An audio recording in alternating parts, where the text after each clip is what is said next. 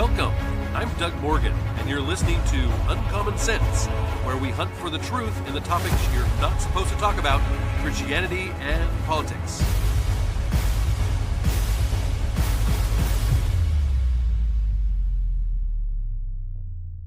I've been doing a bit of thinking recently about liberalism and whether or not liberals have kind of changed the way that they think recently, let's say within the last 10 years or so, or if they're just maybe more bold, or maybe they are they're willing to share and willing to show what they really think more now, and they're more emboldened to do so than they were in the past. And I came across a really fascinating article here in my research, and this one was written by William Voegeli back in October of 2014. So yes, this was almost a decade ago, believe it or not, 2014. And I think it gives us a little bit of insight into what I'm just talking about. He writes this. He says, 4 years ago, I wrote a book about modern American liberalism. It's entitled Never Enough, America's Limitless Welfare State. And it addressed the fact that America's welfare state has been growing steadily for almost a century and is now much bigger than it was at the start of the New Deal in 1932 or at the beginning of the Great Society in 1964. In 2013, the federal government spent $2.279 trillion.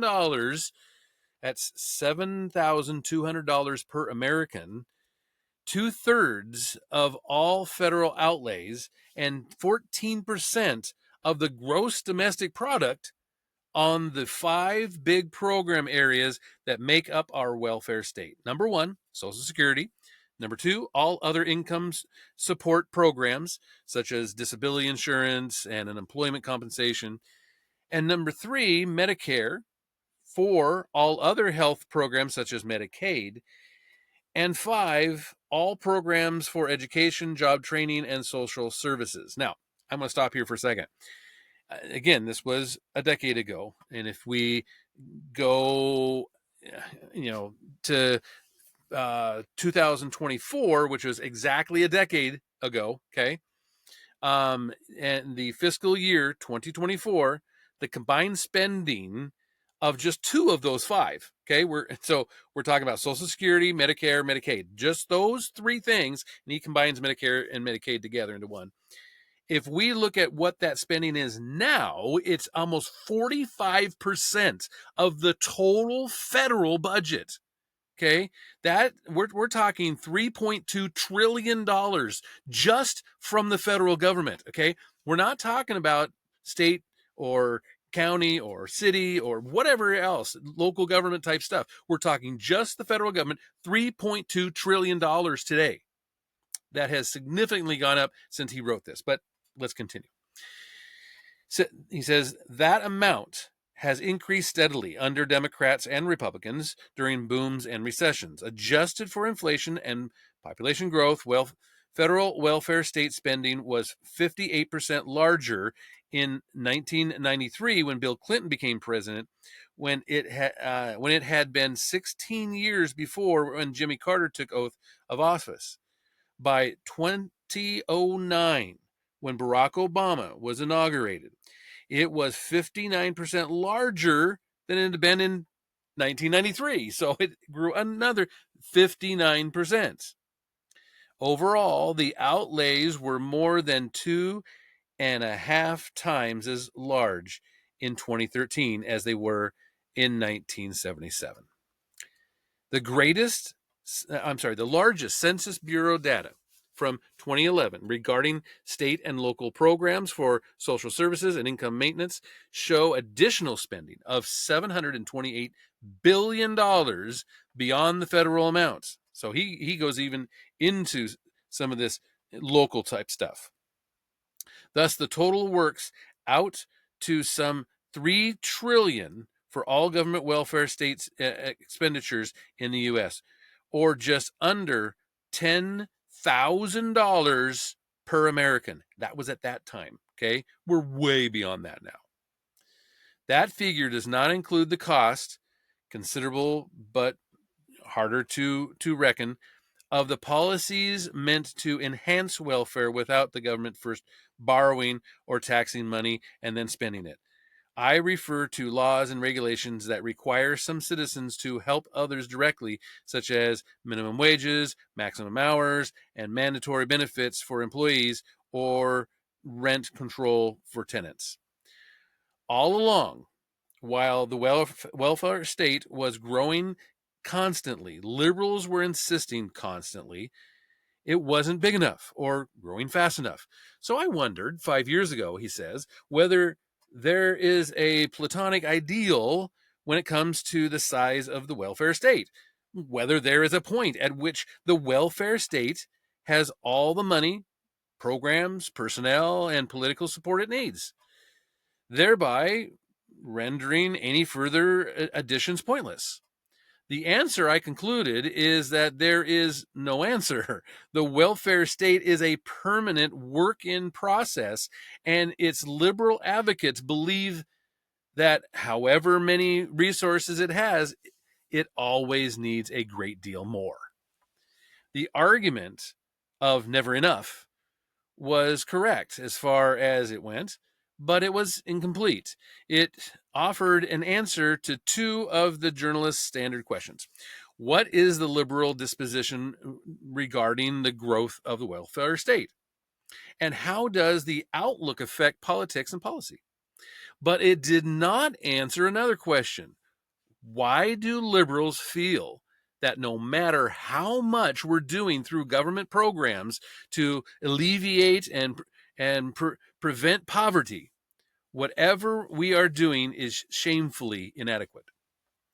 Mostly, in my book, he says, my book didn't answer the question because it never really asked or grappled with it. It showed how the progressives of a century ago followed by New Deal and Great Society liberals worked to transform a republic where the government had limited duties and powers into a nation where there was no grievances the government could or should refrain from addressing, and there and and were no means of any responding to those grievances lie outside the scope of government's legitimate authority. So, in other words, what he's saying is that there's the liberal way of thinking is that there's no limit to the fact to government's growth. There's nothing restraining it from continuing to grow bigger and bigger as long as they're seen as compassionate. He says this implies at least an answer to the question of why liberals always want the government to do more, an answer congruent with decades of conservative warnings about how each new iteration of liberal project is one more paving stone on the road to serfdom. So, in other words, conservatives have been ringing the warning bell for a long time about this growth of government because it's only going to make put everybody in poverty. Well, except the liberal leaders who dole out the money, right? Readers could have concluded, he says, that liberals are never satisfied because they end up every morning thinking, what can I do today to make government a little bigger? And the patch of ground where people live their lives completely unaffected by government power and benevolence a little smaller. And maybe some liberals do that. Perhaps many do. The narrator of The Shadow, a radio drama that ran in the 1930s, would intone at the beginning of every episode, "Who knows what evil lurks in the hearts of men?" I remember that. Well, The Shadow may have known, but I don't. He says the problem with this kind of explanation for liberal statism is that very, very few liberals have been compliant or foolish enough to vindicate it with self-incriminating testimony.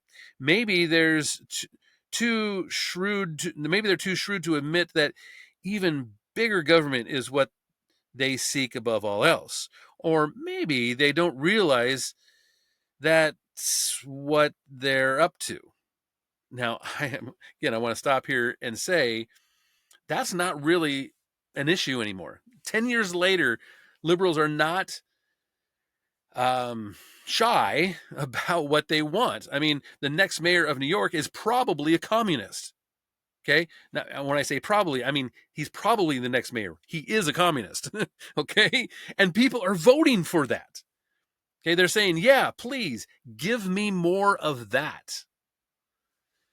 Well, he says that such arguments trouble me, however.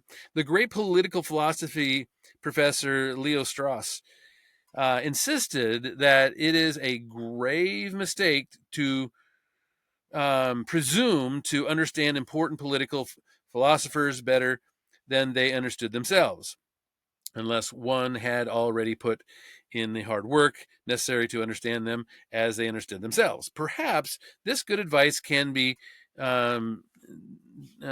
demonstrated, I thought, he said, and applied as well to Elizabeth Warren and Rachel Maddow as an artistical and John Locke. If we make that effort, an effort to understand committed liberals as they understand themselves, then we have to understand them as people who, by their own account, get up every morning and ask, what can I do today so that there's a little less suffering in the world? To wrestle with that question, the question of liberal compassion, is the purpose of his latest book. And again, this was 10 years ago, a little over 10 years ago. And it was called The Pity Party. Now, he says all conservatives are painfully aware that liberal activists and publicists have successfully weaponized compassion. I am a liberal, radio host Garrison Keillor wrote in 2004 that liberalism is the politics of kindness. He said that President Obama said this: kindness covers all of my political beliefs. When I think about what I'm fighting for, what gets me up every single day, that captures it and just about as much as anything. Kindness is empathy. That sense that I have a stake in your success, that I'm going to make sure just because my daughters are doing well, that's not enough. I want your kids to do well also.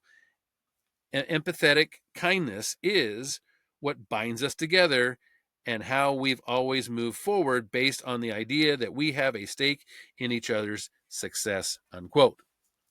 Now, let me stop there for a second. That's a perfect Obama quote. He wants the power so that he wants you to give him the power so that he can help you succeed.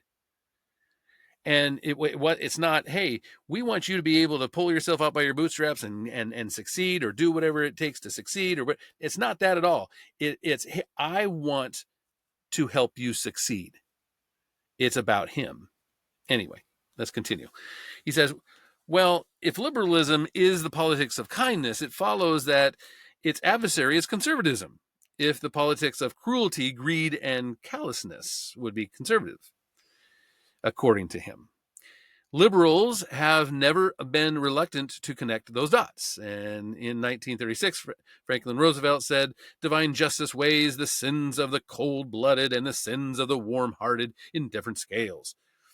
Better than the occasional faults of a government that lives in a spirit of charity than the consistent omissions of a government frozen in the ice of its own indifference, he would say. In 1984, the Democratic Speaker of the House of Representatives, Tip O'Neill, he called President Reagan an evil man who has no care and no concern for the working class of America and the future generations. He's cold. He's mean. He's got ice water for blood. Yeah. I mean, the liberals are using that exact same playbook today on Trump. But anyway, he says that in 2013, Paul Krugman column accused conservatives of taking positive glee in inflicting further suffering on the already miserable. They were, he wrote, inflicted by an almost pathological mean-spiritedness. If you're an American and you're down on your luck, these people don't want to help you. They want to give you an extra kick, unquote. Some small d politics is Darwinian, like Darwin, arguments and rhetoric that work, that impress voters and intimidate opponents, are used again and again. So again, what he's saying is, if you throw that kind of stuff out there long enough, people are going to believe it, and they're just and they're going to vote for you because, hey, they want to vote for the kind people, right? Not the cruel people that would want to take your grandmother's paycheck and Social Security away, right? So he goes on. He says a first step in this direction is to note a political anomaly pointed out by Mitchell Daniels, a former Republican governor of Indiana. Daniels contended that disciplining government according to measured, probable performance and effective spending ought to be a completely philosophical, neutral objective. So again, what this guy is saying is that if you really are about compassion, which is what liberals say they are, if they're really about compassion, then don't you think that they would want every dollar that comes into the government to actually be spent helping the needy? But they don't. They I mean, look at Doge and look at all the things that are happening today. I mean, we're uncovering scandal after scandal after scandal of dollars that are just being wasted and thrown away on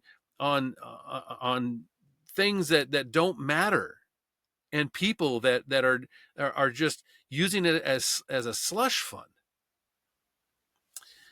He says the clear implication that many liberals are not especially troubled if government dollars that could help poor people are squandered strikes me as truly interesting and important, given that liberals are people who, number one, have built a welfare state that is now the biggest thing government does in America, and number two, want to regard themselves as being regarded by others as compassionate empathizers determined to alleviate suffering. It should follow that nothing would preoccupy them more than making sure that the welfare state machine is functioning at maximum capacity. When it isn't, after all, the sacred mission of alleviating preventable suffering is inevitably degraded. In fact, however, liberals do not seem at all concerned about whether the machine they built and want to keep expanding is running well.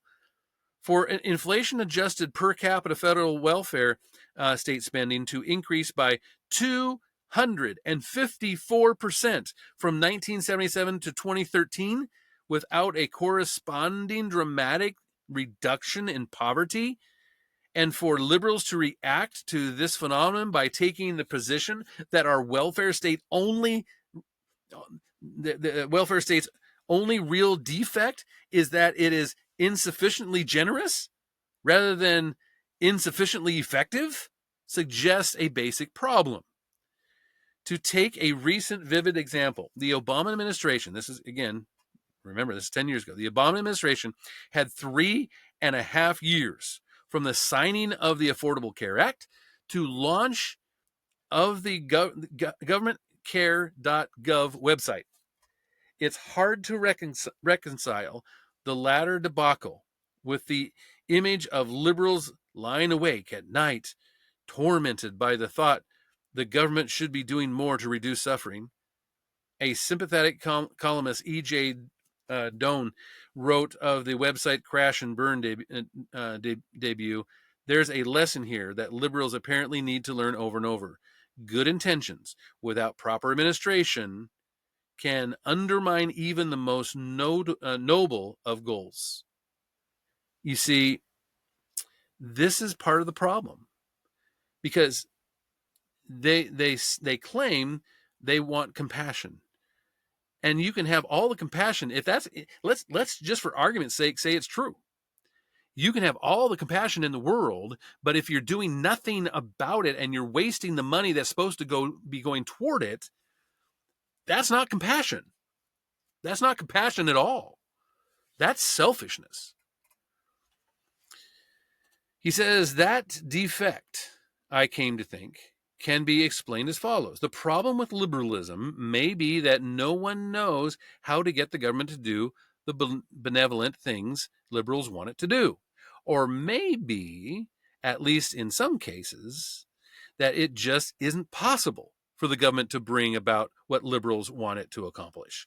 As the leading writers in the public interest began demonstrating almost 50 years ago, the intended beneficial consequences of social policies are routinely overwhelmed by the unintended harmful consequences they trigger. It may also be, as conservatives have long argued, that activating liberal goals, no matter how humane they sound, requires kinds and degrees of government coercion fundamentally incompatible with a government created by secure citizens' inalienable rights. So, in other words, what he's saying here is that maybe, let's just for argument's sake say that liberals are really trying to be compassionate. Okay, that is their driving motivation and goal. Maybe what they're trying to do can't be done through government, and I would agree. You show me a government program that operates better than what can be done through the private sector. I'm waiting. There isn't one, and that's why I'm waiting, because you can't answer and give me an example. And so, yes, again, giving them the benefit of the doubt, you can't do it. And once you start trying, then you start to run over people's rights in trying to do so. He says, I don't reject any of those possibilities or deny the evidence of logic deducted in support of each. But my assessment is how the liberal project has been justified in words and rendered in deeds leads me to a different explanation of why. Under the auspice of liberal government, things have a way of turning out so badly. I conclude that the machinery created by the politics of kindness doesn't work very well in the sense of being economical, adaptable, and above all, effective. Because the liberals who build, operate, defend, and seek to expand this machine don't really care whether it works very well and are, on balance, happier it fails than when it succeeds. And I want to stop here and say I think he's got it on the head right here. This is a great point. Okay, let's just take like the homeless situation. If you look at homeless spending, whether it be federal government, whether it be local, state, whatever, if you look at, let's just take that as an example. There are millions and billions of dollars spent on homeless. If you were to calculate it out per homeless, you would be shocked. Okay, but let's just take that and say all of this money going toward to try to help solve the homeless problem in wherever you live. If you look at that issue, you would think it should be solved. There's a ton of money being spent there, but that is getting worse. The problem is getting worse. Why? Because if it got better, that government problem would go away. That government program would go away. Those federal dollars, those state dollars, those county dollars, whatever, those dollars, those government dollars would go away, and those people would be out of a job. So their motivation is to not solve the problem. The problem gets worse. And so, yes, the success of a program, of a governmental program, is really how is that program expanding, right? Oh, we're expanding our program. A leader will say, "Look how much dollars we're getting now. We need more, but we're getting at least more, and we're growing. So that means we're helping, right?" No, it doesn't. It means the program the problem is growing, and you have no motivation to solve it. Your motivation is to make it bigger so you can get more dollars. Okay. He goes in and he says further, he says, according to the Oxford English Dictionary, the Latin word compassion means literally suffering together with another. It's the feeling or emotion when a person is moved by the suffering or distress of another and by the desire to relieve it. Note that suffering together does not mean suffering identically. The compassionate person does not become hungry when he meets or thinks about a hungry person, or sick in the presence of the sick. Rather, the compassion means we are affected by other suffering, a distress that motivates us to alleviate it. He quotes here. He says, quote, when the strength of an expansive soul makes me identify myself with my fellow, and I feel that I am, so I speak to him, it is in order not to suffer that I do not want him to suffer. I am interested in him for love of myself. So he says we can see the problem. The whole point of compassion is for the empathizers to feel better when awareness of another suffering provoke unease.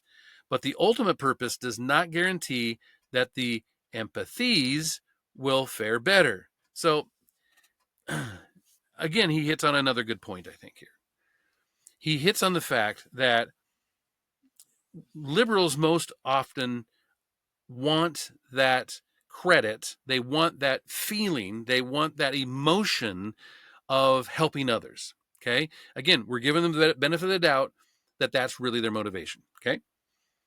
And so you take a liberal, and he's motivated to help. He directs dollars to do that. He helps increase our taxes, whatever the case may be, and those dollars, presumably, because that doesn't happen very often, but presumably that those dollars go toward whatever program he's trying to do to alleviate suffering, right? Well, the problem is that it doesn't matter if it is successful or not, because the simple fact that he's trying is good enough in the mind of the liberal. The simple fact that he cares is good enough in the mind of the liberal. The simple fact that he has this as his motivating goal or stated goal is enough in the mind of the liberal. He said, this guy says, indeed, if you're trying to prove your heart is in the right place, the failure of government programs to alleviate suffering is not only an acceptable outcome, but in many ways the preferred one. Sometimes empathizers, such as those in the helping profession, acquire a vested interest in the study and the management and the perpetuation of as opposed to the solution and resulting disappearance of sufferers' problems. This is why so many government programs initiated to conquer a problem end up, indeed, colonizing it by building sprawling settlements where the helpers and the helped are endlessly, increasingly codependent. See, this is a really good point. It is in the mind of the liberal so often that, hey, I don't really want the problem to go away. I just want to be seen as trying to bring a solution. That's selfish.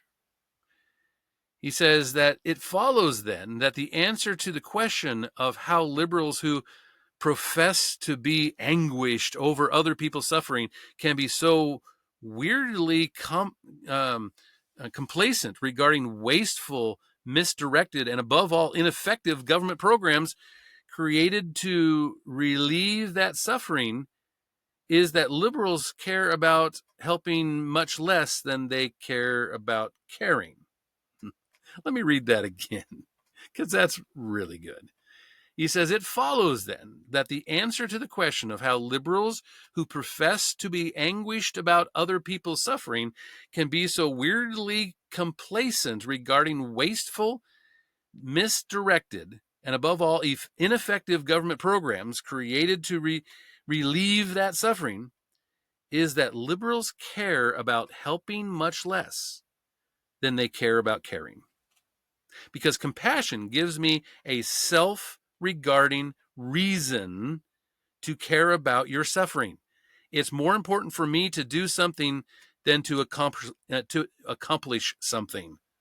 So good.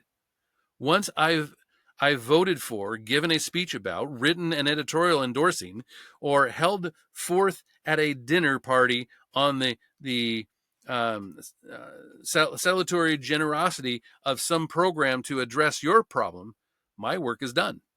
And I can feel the rush of my own pious reaction. There's no need, he says, to stick around for the complex, frustrating, mundane work of making sure the program that made me feel better just by being established and praised has actually alleviated your suffering. Man, that's good. That is so good. And that is the truth, is it not? So oftentimes we see these, quote, compassionate people just back everything that doesn't work and just wastes money. And it doesn't matter. It doesn't matter to them because they're seen as the good guys. They're the compassionate ones. And yet, that's not really true compassion now, is it? I would love to hear your thoughts on it. And of course, you can always do that at uncommonsensepodcast.com. You can go to our YouTube channel. I would love for that to happen. Please like us, share. That always helps. And thank you for listening. This podcast is a production of Morganite Communications.